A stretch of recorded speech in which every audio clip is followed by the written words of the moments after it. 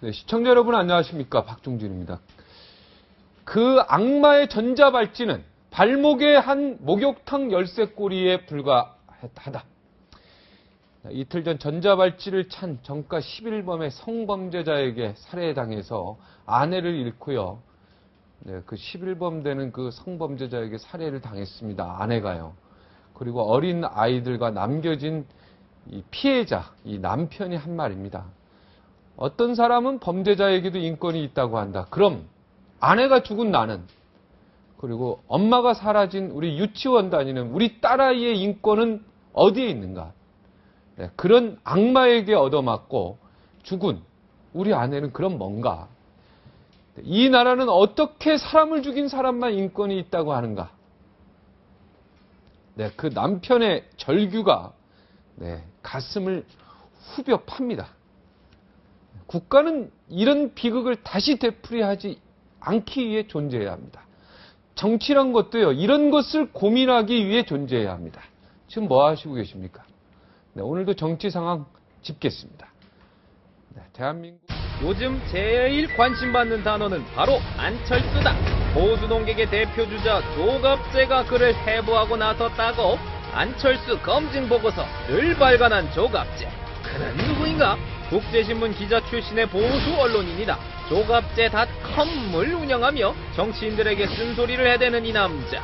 이미 서울시장 선거 당시 안철수, 박원순의 정체를, 최근 정치인 중에 간첩이 있다는 내용인 종북 백과사전 등의 책을 펴내며 보수의 칼을 뽑아든 조갑재 대표. 그런데 보수 세력도 봐주지 않는다. 최근 박근혜 출마 선언문은 막말 수준이다 라며 일침을 가했는데 뚜둥, 정통 보수 농객 조갑재 대표를 만나보자. 네, 이분을 일반 국민들은 보수라고 하지만 이분은 보수 진보를 아주 그런 구분 자체를 싫어하시는 분입니다. 평생 기자 생활 42년 동안 열정적으로 취재를 하고 고민해 오신 조갑재 전 월간조선 편집장, 네, 함께 자리 모셨습니다.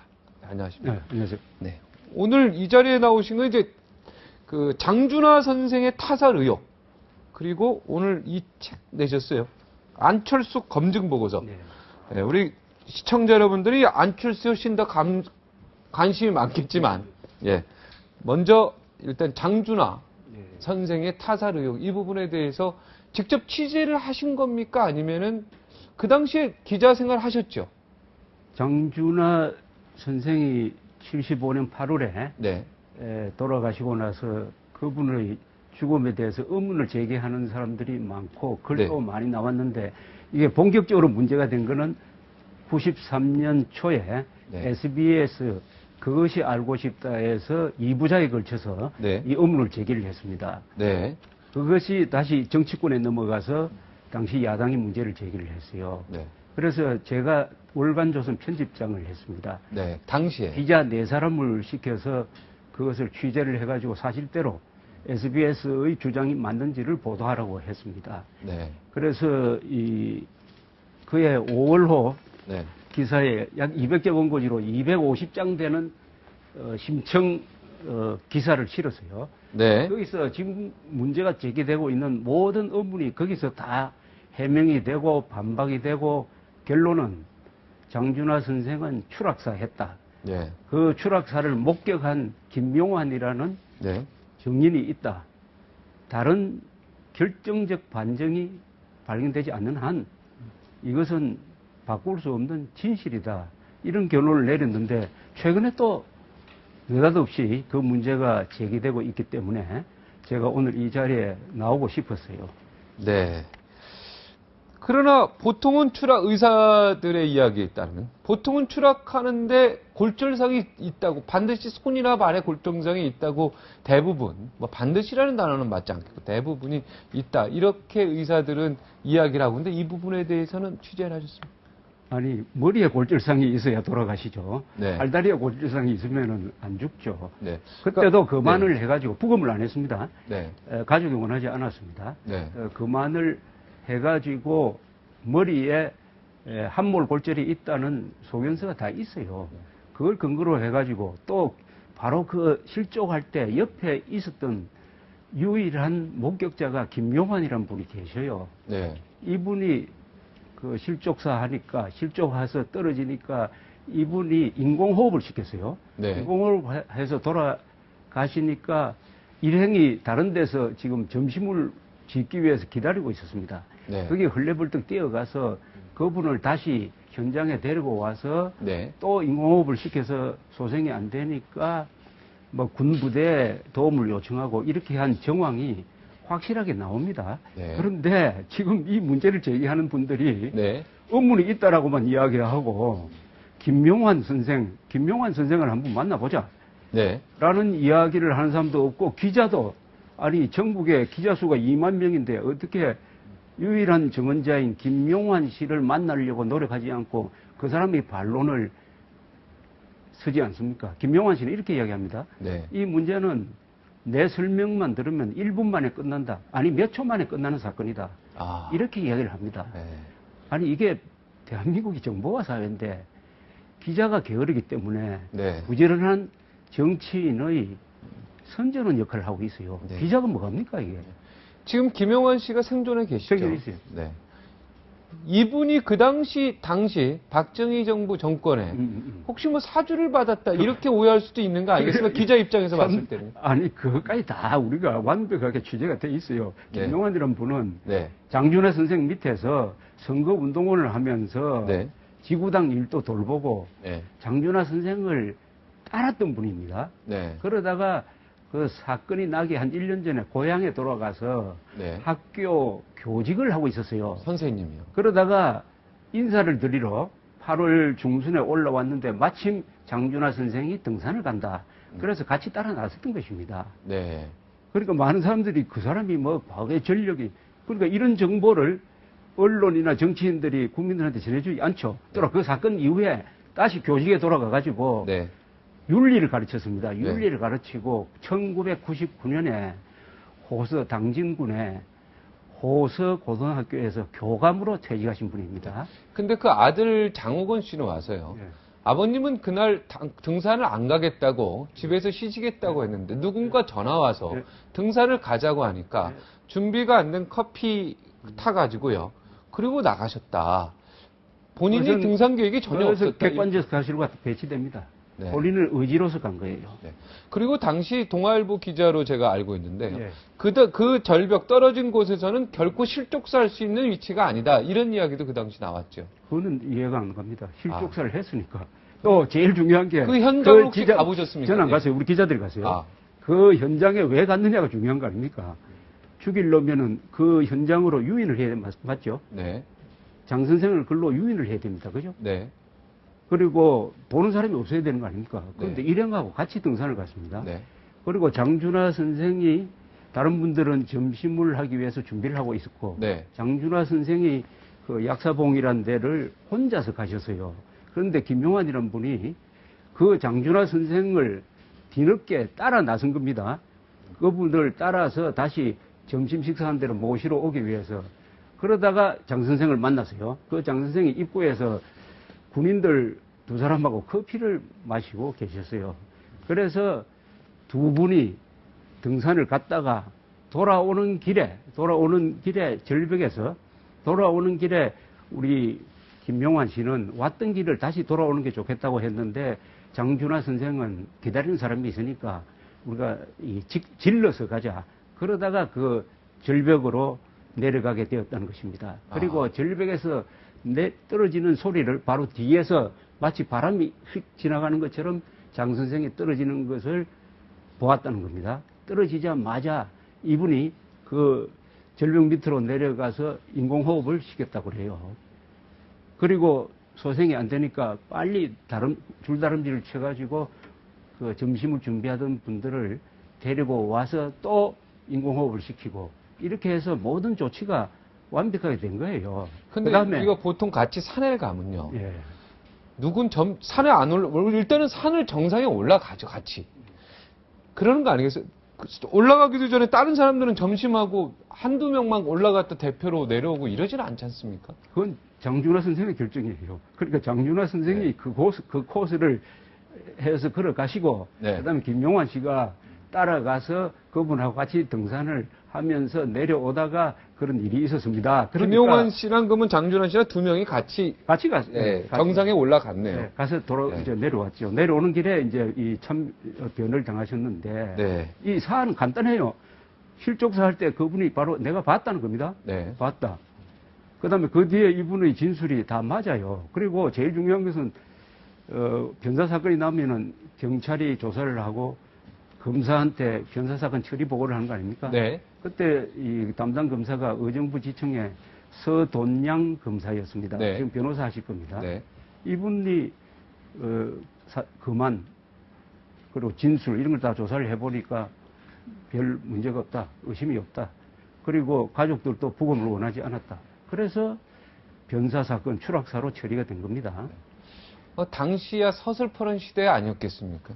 아니 서슬퍼런 시대와 사람을 시켜서 누굴 죽인다는 거하고 무슨 관계가 있습니까? 근데 그 아들 조금 장호건 제가 씨가 서슬 계속 예. 서슬 버릇하는 이야기는 박정희 시절이라는 이야기인데 네. 박정희 대통령이 정적을 유신 시대죠 그때. 예. 박정희 유신 시대죠. 네. 정적을 죽이라고 한 적이 있습니까? 정적을 죽이라고 한 적이 있습니까? 박정희가? 그리고 장준하 선생은 당시에 민주화 운동을 하신 분이죠. 장준하 선생은 참 훌륭하신 분입니다. 네. 아니 저는 또 훌륭한 이분이 사람이에요. 사상계라는 우리 언론사에 남을 만한 잡지를 만든 분이에요. 네. 또 이 5.16 군사혁명 또는 쿠데타를 주도했던 사람들이 사상계 독자들이 많았어요. 네. 김종필 씨를 네. 포함해서. 그리고 이걸 아십니까? 5.16 혁명이 났을 때 사상계가 권두원에서 그 5.16 혁명을 지지했습니다. 그 지지하는 글을 쓰신 분이 장준하 씨예요. 권두원은 항상 발행에 있으니까. 그러다가 나중에 민주화 운동을 하면서 박정희하고 적대 관계가 되고 감옥에도 갔다 왔습니다. 그런데 그 시점에서 박 대통령이 자신한테 정면 도전도 하지 않는 이미 정치적 영향력이 상당히 약화된 장준하 씨를 왜 죽입니까? 김대중 씨는 납치한 것은 이후락 씨의 독단에 의해서 이루어졌다고 지금 평가되고 있어요. 그 이외에 박정희가 정적을 죽이라는 예가 있으면은 뭐 이 사건도 그럴 수 있을 것이라고 생각하지만 네, 그거는 저도 뭐 분명 있을 것 같다는 생각은 드는데 지금 김대중 납치 사건도 시킨 게 그래도 국민들은 시켰을 수도 있다 이렇게 생각할 수 의심을 할 있죠. 수 있어요. 네, 그런 의심을 할 수 있지만 있는 거죠. 그 증거는 없고 네. 어쨌든 이 사건은 말이죠. 김용환 씨란 한 개인을 네. 지금 살인범으로 몰고 있어요. 네. 정치인들이 기자들은 살인범으로 몰지 않지만은 네. 그것을 적극적으로 홍보하면서 한 개인을 살인범으로 몰고 있습니다. 이게 책임을 져야 돼요. 네. 그리고 이게 처음 나오는 이야기가 아닙니다. 네. 20년 전부터 줄기차게 나오다가 드디어 우리 좌파 정권 김대중 노무현 정권 때 뭘 했습니까? 의문사위원회가 이 김용환 씨를 조사를 했는데 네. 김용환 씨의 증언에 의하면은 자기가 30번 불려갔다 그래요. 네. 30번 불려가고 그 현장에 가가지고 그 절벽을 내려오면서 다치기도 했다고 그럽니다. 한번 네. 생각해 보세요. 국가기관이, 더구나 좌파 정권 하에 국가기관이 어떤 의도를 가지고 교육자 한 분을 30번이나 불러서 조사했다. 그리고 자기 남동생, 그리고 작은아버지까지 조사했다고 그랬어요. 네. 그런데 결론이 뭡니까? 판정 불가예요. 그것도 한 분으로 끝난 게 아닙니다. 한 분 판정 불가, 2번 했어요. 2번. 네. 그것도 판정 불가로 나왔어요. 판정 불가라는 건 뭡니까? 혐의가 없다는 거죠. 혐의가 없다는 거 아닙니까? 살인 사건에 대해서 증거가 없다는 것입니다. 반증이 없다는 것입니다. 그렇다면은 김용환 씨를 우리가 이쯤에서 놓아줘야 되는데 또 무슨 목적으로 네. 또 이것을 일으켜 가지고 누가 덜 볼지는 뭐 대충 예상이 됩니다만은 네. 이런 짓을 하면 안 됩니다. 이거는. 예. 기자들이 참 게으르네요. 그죠? 우리 선배님 말씀을 들으니까요. 아니 김용환 씨를 한번 만나보면 네, 한번 만나보면 되는데. 1초 만에 끝난다는 한번 그 좀 말을 모시고 아마 싶습니다. 실감하게 될 겁니다. 네. 그분이 살인을 할 사람인지. 네, 알겠습니다. 꼭 한번 모시고 싶습니다. 자, 이제 그 부분에 대해서는 하실 얘기 다 하셨죠? 네. 네. 이제 안철수 요 책 얘기 좀 할까요? 검증. 하나 더 붙인다면은 네. 기자 이야기가 나오는데 네. 아니 기자들이 취재를 하면은 이게 끝날 사건들이 기자가 취재를 안 해가지고 의문으로 계속 이어진 사건들이 얼마나 많습니까? 네. 또 저는 있습니까? 이 사건이 네. 김현희를 가짜로 보는 구조하고 비슷해요. 네. 김현희도 내가 폭탄을 장치해가지고 터뜨렸다라고 네. 이야기했는데 너는 가짜다 이거예요. 네. 근데 김용환 씨도 내가 그 옆에서 떨어진 맞다. 것을 목격을 했다라고 주장을 했는데 그 사람 보고 살인범이라고는 말 못해요. 네. 그러나 문제가 있다. 최근에 유골이 발굴되니까 함몰골절이 있었다. 아니 이번에 발견된 함몰골절은 오히려 검찰 수사가 정확했다는 것을 증명하는 겁니다.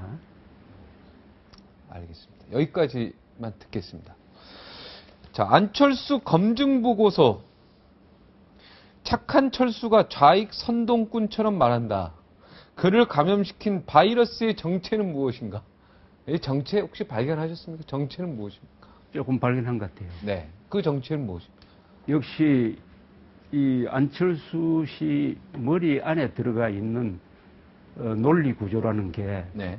종북 좌파적 논리 구조가 저 사람 머리에 들어가 있다는 것을 확인할 수가 있었어요. 아, 안철수 원장의 머리 구조에는 종북 좌파의 시각, 종북 좌파적 시각이 들어가 있다.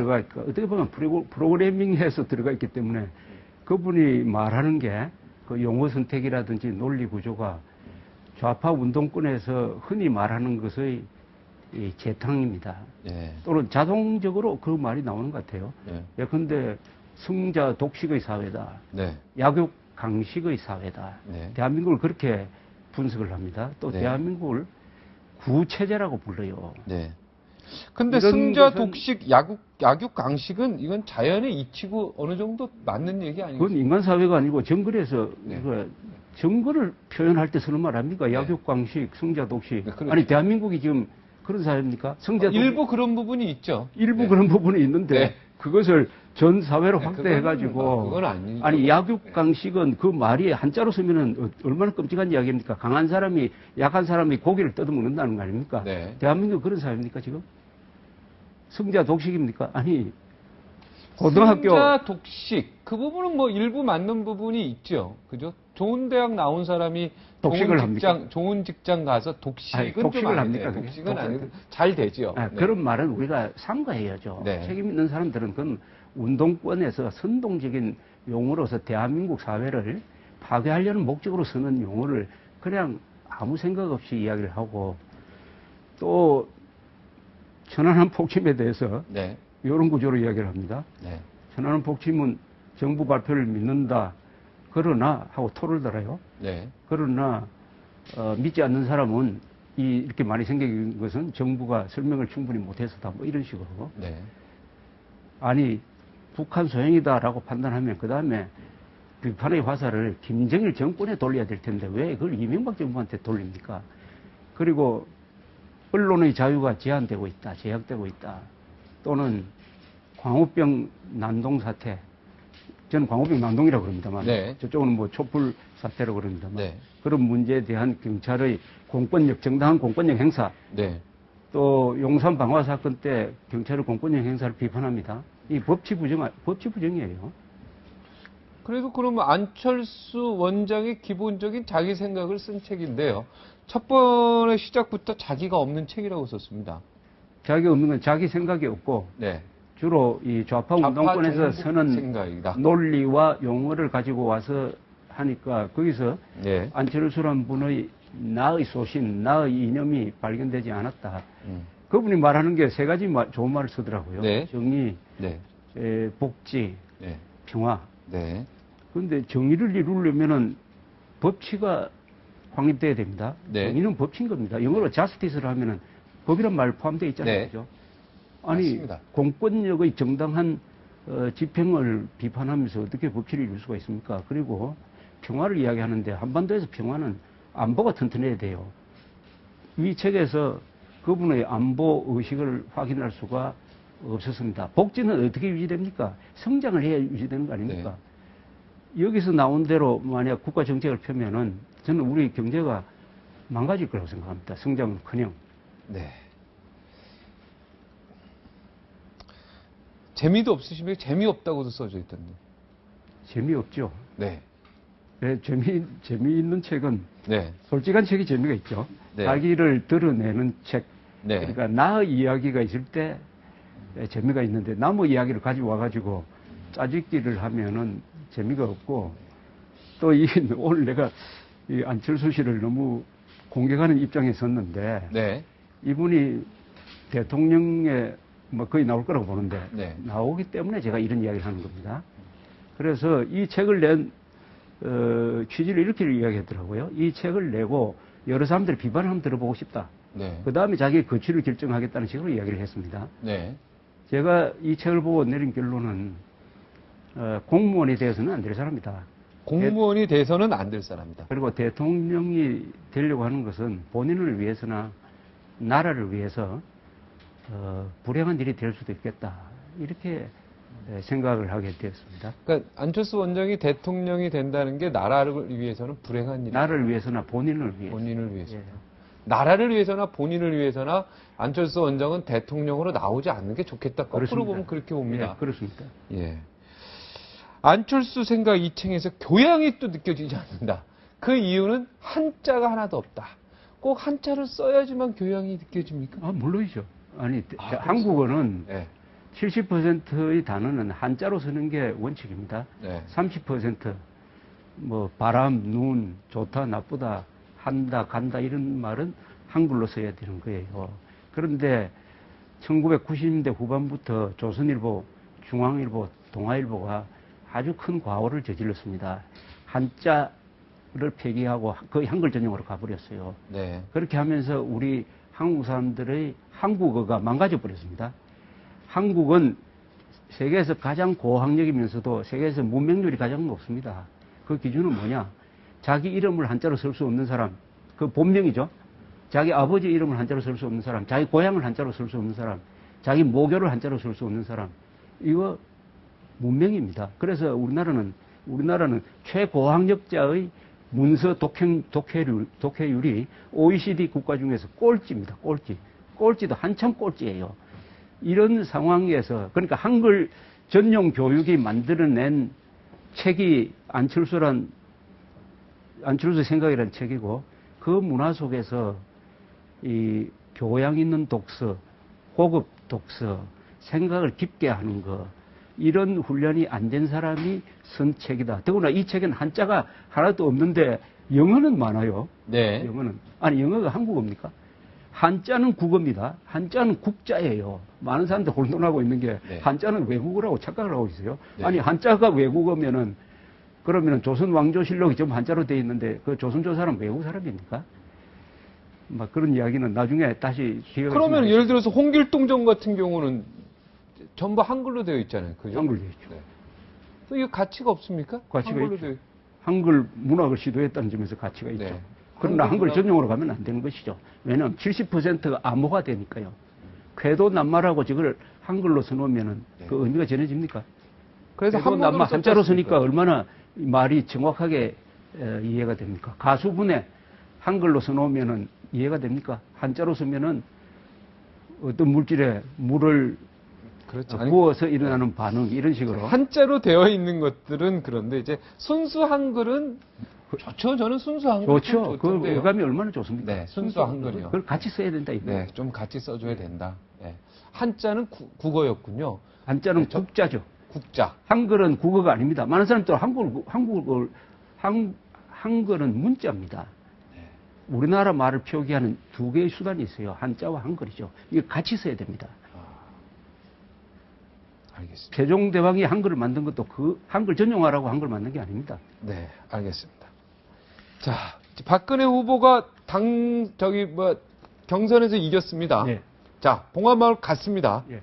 자, 그리고 YS도 방문 가고요. 이호 여사도 갔습니다. 자, 이 광폭 행보라 그럴까요? 어떤 광폭 행보가 좀 단어가 틀렸습니까? 하여튼 예상을 좀 벗어난 통합 행보. 예. 네. 여기에 대해서 어떻게 생각하세요? 거기에 대해서는 트집을 잡을 만한 구석이 없다고 생각합니다. 왜냐하면 대통령 후보로 나선 분이니까 네. 전직 대통령 더구나 돌아가신 분 이승만, 박정희, 김대중, 노무현 방문하는 것은 괜찮다고 생각해요. 네. 당연히 해야 될 일이고 더구나 제가 제 기억으로는 아마 맞을 것 같은데 박원순 씨는 서울시장에 당선된 다음에 국립현충원에 가가지고 아마 김대중 전 대통령 묘소에만 참여하고 왔을 겁니다. 네. 그것보다는 훨씬 통합적인 이미지를 보였다고 생각을 합니다. 네. 전두환 전 대통령한테 예방을 안 했습니다. 여기에 대해서 어떻게 생각하세요? 해야죠. 해야죠. 해야죠. 아니 김영삼 전 대통령을 예방을 했으면 전두환 전 대통령도 예방을 해야죠. 네. 무언가 마음이 좀 안 좋은 게 있으신 것 같다는 느낌이 드는데요. 모르겠습니다. 아, 거기까지 모르시겠습니다. 네. 자, 박근혜 후보가 후보 수락 연설을 했어요. 네. 네. 혹시 그거 들어보셨으면 인상적인 부분이 좀 있었습니까? 조금 공허하다는 느낌을 받았고요. 네. 공허하다. 예, 네. 예. 꼭 들어가야 될 주제와 문제의식이 결여되어 있다고 느꼈습니다. 아, 꼭 들어가야 될 주제. 그런 건 어떤 거냐? 통일, 네. 특히 자유통일의 문제. 자유통일. 그리고 한국에서 법질서를 확립하는 게 큰 주제 아닙니까? 법치. 법치의 강화. 문제. 네. 그 다음에 종북 세력을 어떻게 척결할 거냐 하는 문제에 대한 일체의 언급이 없었어요. 그리고 경제 민주화를 강조를 했습니다. 네. 동시에 국민 행복을 정진시키기 위해서 또 위원회를 만들겠다고 했습니다. 네. 국민행복추진위원회. 이거는 조금 오해를 받을 수가 있어요. 네. 인간의 행복은 자신이 결정하는 겁니다. 개인의 행복을 국가가 만들어줄 수가 없습니다. 개인의 불행을 국가가 만들어주는 건 없는 것처럼. 내 꿈이 이루어지는 나라, 이거 그것은 자유민주주의 원칙입니다. 자유민주주의는 개인의 자율과 책임하에서 이루어지는 것입니다. 국가는 도와줄 뿐인데 네. 국가가 나서가지고 국민들을 다 행복하게 만드는 위원회를 만든다. 그래도 제도가 인간의 행복에 영향을 미치죠. 좋은 제도가요. 그게 자유민주주의와 시장경제, 네. 자유와 책임과 경쟁 아니겠습니까? 그렇죠. 예. 그 제도를 뭔가 국민의 행복하고 연결시켜서 만들다는 측면에서 긍정적으로 바라볼 수도 있죠. 그러나 정부가 위원회를 만들어가지고 국민 전체를 행복하게 만들겠다는 거창한 목표를 세우면은 그게 이루어지겠습니까? 너무 거창하다 이런 말씀. 그렇습니까? 그거보다는 더 구체적이고 네. 제일 중요한 게 지금 한반도에서 다가오고 있는 큰 급변 사태 아닙니까?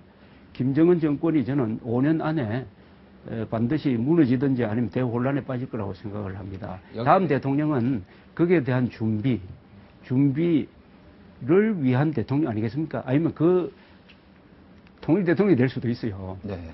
그런데 어떻게 우리가 자유통일로 나가야 되지 않습니까? 네. 저는 이렇게 생각합니다. 우리나라의 국가적 목표가 종북 척결을 해가지고 자유통일로 가고 부패를 척결해가지고 인류국가를 만들어야 됩니다. 그런데 경제민주화 부분, 뭐 일자리, 복지 이런 데 대한 너무 강조가 많더라고요. 저는 경제민주화를 우리 박근혜 후보가 제일 주안점으로 주장하는 데 대해서는 상당히 문제가 있다고 생각합니다. 이 민주화라는 말을 아무나 갖다 붙이면 됩니까? 경제가 과연 민주화의 대상인지를 우리가 원론적으로 따져봐야 됩니다. 그리고 가정민주화가 가능합니까? 군대민주화가 가능합니까? 그러니까 이 경제민주화라는 이 말을 도그마식으로 만병통치식으로 쓰면은 해가 된다고 생각을 합니다. 이 민주주의라는 말도 우리가 번역이 잘못된 용어입니다. 원래 디모크라시는 정확하게 번역을 하려면은 민주제도라고 해야 돼요. 근데 이걸 일본 사람들이 번역할 때 민주주의라고 번역을 했는데 우리나라 사람들은 그 용어의 포로가 되는 경우가 있어요. 그래서 민주주의는 하나입니다. 민주주의는 무조건 좋은 것이다. 그래서 정치민주주의뿐만 아니라 이제는 경제민주주의까지 왔어요. 이걸 만약 좌파들이 또는 종북 세력이 정권을 잡으면 좋다. 군대도 민주화하자. 이렇게 나올 가능성이 있어요. 민주화가 무조건 좋은 거니까. 군대 민주화하면 군대 해산 아닙니까? 군대 민주화는 군대 해산이다. 그렇죠. 거기 명령에 죽고 명령에 살아야 되니까요. 네. 명령에 죽고 명령에 사는 조직이 민주화는 아니죠. 네. 그렇죠. 독도 문제 어떻게 보십니까? 지금 독도 문제 때문에 난리가 아닙니까? 네. 네. 일본이 좀 너무 심하게 나온다는 생각이 저는 어찌됐든 이명박 대통령이 지금 독도 방문하고 어찌됐든 우리 대통령이니까요. 저는 우리 대통령 편을 들겠습니다, 무조건. 네. 일본이 좀 너무 심하고 말도 안 되게 나온다 이렇게 생각이 드는데. 독도가 한국 땅이 아니라는 사람을 만나본 적도 없습니다. 예. 또 독도가 일본 땅이 아니라고 생각하는 일본 사람도 만나본 적도 없어요. 네. 그런데 독도는 우리 땅이에요. 왜 우리 땅입니까? 우리가 가지고 있기 때문입니다. 네. 독도가 우리 땅이라는 가장 중요한 논거를 역사적인 여러 자료로서 우리가 얼마든지 설명할 수 있습니다. 그것보다도 더 확실한 설명은 우리가 지난 60 몇 년 동안 우리가 지배하고 있다, 영유하고 있다. 더구나 독도를 우리가 차지할 때 우리가 전쟁을 했습니까? 평화적으로. 누구에 의해서냐? 이승만 대통령의 위대한 결단, 전쟁 중인데도 불구하고 평화선을 딱 그어가지고 독도를 우리 영토로 선언을 하고 그것을 우리가 그 어려울 때도 지켜냈습니다. 그 평화선을 침범하는 일본 배를 수백 척을 납포를 하고 수천 명의 어부를 잡아들였어요. 네. 그러는 과정에서 확보한 게 독도입니다. 문제는 말이죠. 우리가 독도를 갖고 있기 때문에 우리는 좀 느긋하게 나가야 돼요. 네. 너무 초조하게 할 필요가 없습니다. 네. 왜냐하면 우리 것이기 때문에. 그런데 노무현 대통령 때 제가 걱정을 했어요. 그리고 김영삼 대통령 때, 노무현 대통령 때, 그리고 이명박 대통령 때 세 번 이 독도 문제로 가지고 한일 관계가 아주 긴장됐다가 별로 결론 없이 끝났는데 제가 하나 걱정하는 게 있습니다. 이 독도 문제와 역사관 문제는 이게 단순히 해결될 문제가 아니에요. 네. 이건 오래 갑니다. 네. 그 대신 여기에 너무 집착하다가 보면은 한국 사람과 일본 사람이 사이가 나빠지면 안 돼요. 이 국민 대 국민으로 가면 안 됩니다. 네. 정부 대 정부는 갈등이 생겨도 다시 조정하고 하면 되지만은 이 국민은 한 번 틀어지면은 안 됩니다. 여러 부분에 영향을 미칩니다. 네. 관광, 문화, 교류 네, 그렇죠. 등등. 그래서 저는 이 문제는 네. 국민 대 국민 간의 악화로 가서는 안 되겠고 또 민주적으로 해결해야 됩니다. 네. 또 문명 국가답게 해결해야 돼요. 네. 알겠습니다. 오늘 네. 선배님 말씀 여기까지만 듣겠습니다. 감사합니다. 네. 말씀 다 하셨죠? 예, 다 했습니다. 다음에 또 독도 문제 좀 심각해 좀 한 번 더 예, 모셔도 되겠습니까? 감사합니다. 예. 오늘 예. 나와주셔서 대단히 고맙습니다. 감사합니다. 올림픽 사상 첫 동메달을 우리에게 안겨서 큰 기쁨을 줬던 우리 한국 축구. 하지만 기쁨도 잠시입니다. 이 박종호 선수가 우발적으로 집어들었던 독도는 우리 땅, 피켓. 이게 지금 문제가 됐어요. IOC 규정상 정치적인 세러머니가 금지되어 있기 때문인데, 네, 이 문제, 이번 사건에 임하는 대한축구협회 태도가 또 문제가 됐습니다. 네, 일단 무엇보다 우리 선수를 보호해야 하죠. 근데 보호는커녕 국민 정서에도 반하는 굴욕적 태도를 보여서 현재 도마에 올라갔습니다. 네, 이 부분 오늘 신문선 네, 축구 해설가 모시고요. 이야기해 보겠습니다. 58초 후에 다시 돌아옵니다.